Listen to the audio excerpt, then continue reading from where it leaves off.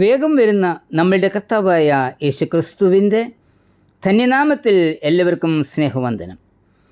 മിസ്രൈമിൽ നിന്നുള്ള ഇസ്രായേൽ ജനതയുടെ യാത്രയിൽ മുൻപിൽ ചെങ്കടലും പിൻപിൽ ഫറവോൻ്റെ സൈന്യം കുതിരകളോടും രഥങ്ങളോടും കൂടെ പിന്തുടരുകയും ചെയ്തപ്പോൾ ഇസ്രായേലിന് ലഭിച്ച ഉറപ്പ്, ഭയപ്പെടേണ്ട, ഉറച്ചു നിൽപ്പീൻ, യഹോവ നിങ്ങൾക്ക് ചെയ്യുവാനിരിക്കുന്ന രക്ഷ കണ്ടുകൊള്ളുവീൻ.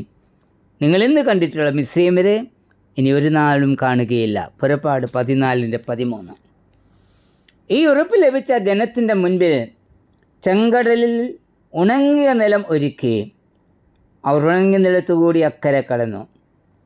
മാത്രമല്ല, ഉണങ്ങിയ നിലത്ത് മടങ്ങി വന്ന വെള്ളം ഫറവോൻ്റെ സൈന്യത്തെ മുക്കിക്കളയുകയും ചെയ്തു. ഈ ലോകയാത്രയിൽ ഇസ്രായേലിനുണ്ടായതുപോലെ നിശ്ചയമായും കടന്നു പോകേണ്ടുന്ന കടമ്പകൾ നമുക്കും ഉണ്ടാകാം. ചെങ്കടലും യോർദാനും മാറയും മരുഭൂമിയും ഒക്കെ ഉണ്ടാകും. ഈ സാഹചര്യത്തിൽ നമ്മെ ധൈര്യപ്പെടുത്തുന്ന ദൈവത്തിൻ്റെ വാക്കുകളാണ് ഭയപ്പെടേണ്ട, ഉറച്ചു നിൽപ്പീൻ എന്നത്. നാം ഭയപ്പെടേണ്ടതില്ല എന്ന് പറയാനുള്ള കാരണം എന്താണ്? ഒന്ന്, കർത്താവ് നമ്മെ പേര് ചൊല്ലി വിളിച്ചിരിക്കുകയാൽ ഭയപ്പെടേണ്ടതില്ല. യെശയ്യാവ് 43:1 പറയുന്നത്, ഞാൻ നിന്നെ നിർമ്മിച്ചവനും വീണ്ടെടുത്തവനും പേർ ചൊല്ലി വിളിച്ചവനുമാണ്, നീ എനിക്കുള്ളവൻ തന്നെയാണ്. യഹോവയായ ദൈവത്തിന് നമ്മോട് അടുത്ത ബന്ധമാണുള്ളത്. എന്തുകൊണ്ടെന്നാൽ നമ്മെ മെനഞ്ഞുണ്ടാക്കിയത് അവനാണ്. അവൻ്റെ ജീവശ്വാസമാണ് നമ്മിൽ ഉള്ളത്. സൃഷ്ടിതാവായ ദൈവത്തിന് ഒരിക്കലും തൻ്റെ സൃഷ്ടിയെ ഉപേക്ഷിക്കുവാൻ കഴിയില്ല. നമ്മിലുണ്ടാകുന്ന ഏത് പ്രതിസന്ധികളിലും അവൻ കൂടെയുണ്ടായിരിക്കും. യെശയ്യാവ് 43:2 പറയുന്നത്, നീ വെള്ളത്തിൽ കൂടി കടക്കുമ്പോൾ ഞാൻ നിന്നോട് കൂടെയുണ്ട്, തീയിൽ കൂടി നടന്നാൽ വെന്തുപോകയില്ല, അഗ്നിജാലം നിന്നെ ദഹിപ്പിക്കുകയുമില്ല. ശദ്രക്, മേശക്, അബേദ്നെഗോ എന്നീ 3 ബാലന്മാരോടുകൂടെ 4മതൊരുവനായി തീച്ചൂളയിലേക്ക് ഇറങ്ങിച്ചെന്നവനാ നമ്മുടെ ദൈവം. ദാനിയേൽ 3:24-25 വാക്യങ്ങൾ. രോഗങ്ങളുടെയും വേദനകളുടെയും വിവിധങ്ങളായ കഷ്ടതകളുടെയും അനുഭവങ്ങളിൽ കൂടി കടന്നു പോകേണ്ടി വരുമ്പോൾ നമ്മെ കാവൽ ചെയ്യുന്നൊരു കർത്താവ്, അവൻ കൂടെയുണ്ടെങ്കിൽ നാം എന്തിന് ഭയപ്പെടണം? 2, കർത്താവ് നമ്മെ വിശേഷതയുള്ളവരായി കണ്ടിരിക്കുകയാൽ ഭയപ്പെടേണ്ടതില്ല. ലൂക്കോസ് 12:7. ലോകത്തിൽ നമുക്ക് കഷ്ടതകൾ ഉണ്ടാകുമെന്ന് കർത്താവ് തന്നെ പറഞ്ഞിട്ടുണ്ട്. കഷ്ടതകളുടെ മുൻപിൽ നമ്മുടെ ജീവൻ നഷ്ടമാവുകയും ചെയ്യാം.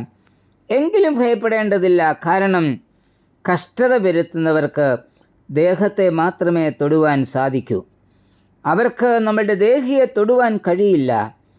സാത്താനോട് ദൈവം പറയുന്നത്, നിനക്ക് ഇയ്യോബിന് ഉള്ളതിനെ എല്ലാം ഇല്ലാതാക്കാം, അവൻ്റെ അസ്ഥിയെയും മാംസത്തെയും തൊടാം, എന്നാൽ അവൻ്റെ പ്രാണനെ തൊടുവാൻ നിനക്ക് അനുവാദമില്ല.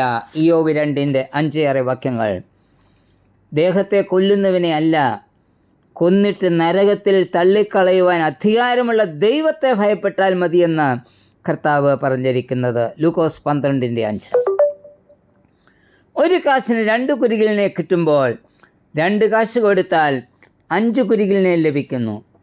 കണക്കിൻ പ്രകാരം 4 കിട്ടിയാൽ മതി.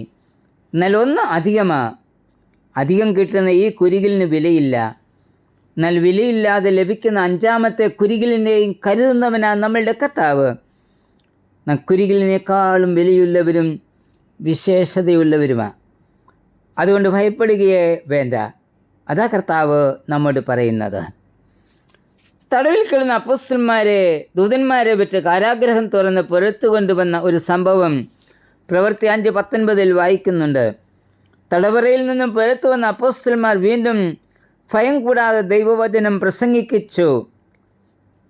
അവർ വചനം പ്രസംഗിപ്പാൻ ഭയപ്പെട്ടില്ല. എന്നാൽ ജനം കല്ലെറിയുമെന്ന് പടനായകൻ ഭയപ്പെട്ടു. ഭയമുണ്ടാകേണ്ടിയിരുന്ന സാധാരണക്കാരായ അപ്പോസ്തലന്മാർ ഭയപ്പെട്ടില്ല. എന്നാൽ അധികാരമുണ്ടായിരുന്ന പടനായകൻ ഭയപ്പെട്ടു. തടവോ അടിയോ ചങ്ങലയോ ഒന്നും അപ്പോസ്തലന്മാരെ ഭയപ്പെടുത്തിയില്ല. മനുഷ്യരെക്കാൾ ദൈവത്തെ അനുസരിക്കുന്നത് ഉചിതമെന്ന് അവർ കണ്ടു. പ്രവൃത്തി 5:29. ഭയപ്പെടേണ്ട എന്ന് കർത്താവ് പറഞ്ഞിരിക്കുകയാൽ ഉപദ്രവമോ കഷ്ടതയോ ഉണ്ടാകില്ല എന്നല്ല. സഭാചരിത്രം തീരെ രക്തസാക്ഷികളുടെ ചരിത്രമാണ്. രക്തം ചൊരിഞ്ഞ തീര രക്തസാക്ഷികളുടെ എണ്ണം അസംഖ്യമാണ്. ഇന്ന് ലോകത്തിൻ്റെ വിവിധ ഭാഗങ്ങളിൽ ക്രിസ്ത്യാനികൾ നേരിടുന്ന പീഡനം വളരെ വലുതാണ്. മത തീവ്രവാദികളാൽ അനേകരാണ് കൊല്ലപ്പെടുന്നത്. മത്തായി 5:10-12 പറയുന്നത് ഉപദ്രവവും കഷ്ടതയും നമ്മെ ഭാഗ്യവാന്മാരാക്കുന്നുവെന്നാണ്. അതായത് സ്വർഗത്തിലെ വലിയ പ്രതിഫലത്തിന് നാം യോഗ്യരായി തീരുകയാണ്. കർത്താവിനെ സ്നേഹിക്കുന്നതിനും സേവിക്കുന്നതിനും വിളിക്കപ്പെട്ട ഓരോരുത്തരും കർത്താവിൻ്റെ ദൃഷ്ടിയിൽ വിലയുള്ളവരാണ്. എന്നാൽ ലജ്ജിതരായി തീരുവാൻ കർത്താവ് സമ്മതിക്കില്ല. കർത്താവ് നൽകുന്ന ധൈര്യം ഓരോ വിശ്വാസിയുടെയും അവകാശമാണ്.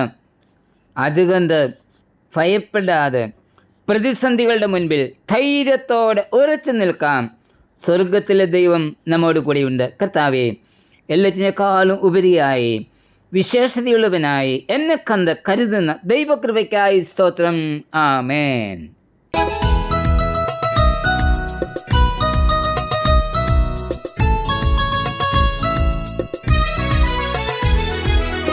ഒരു ജാതി ഒന്നായി ജനിച്ചിടുമോ, ഒരു ദേശം ഒരു ദിനം കൊണ്ടു പിറക്കുമോ, അതുപോലെ അത്ഭുതം ചെയ്യുന്ന ദൈവത്തെ വിശ്വസിച്ചിടുന്നവർ ലജ്ജിക്കയില്ല.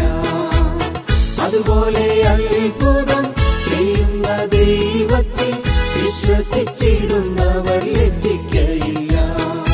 ഭയപ്പെടേണ്ട, ഇനി ഭയപ്പെടേണ്ട, ദൈവജനം ഒരു നാളും ഭയപ്പെടേണ്ട. വിടുതലേകുവാൻ വീര്യം പ്രവർത്തിക്കാൻ ദൈവത്തിൻ കരമിന്നും കുറുകിട്ടില്ല. വിടുതലേകുവാൻ വീര്യം പ്രവർത്തിക്കാൻ